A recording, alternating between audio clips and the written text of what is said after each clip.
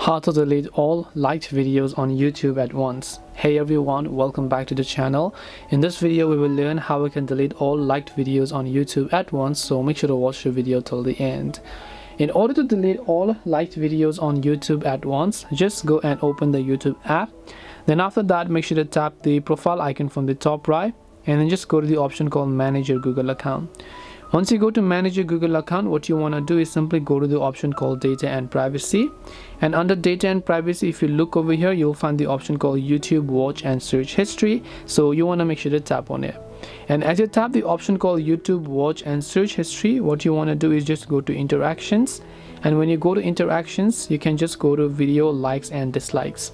As you go to video likes and dislikes, you'll be able to see a list of all the likes and dislikes that you've actually made on YouTube, and you can just actually cross them one after another, but that's just going to take a lot of time.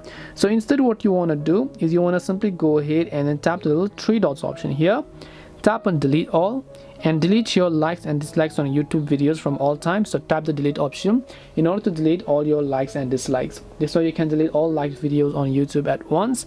Hope this video was helpful. If you have any questions, then feel free to leave them down. Thank you for watching till the end, and see you soon in the next video.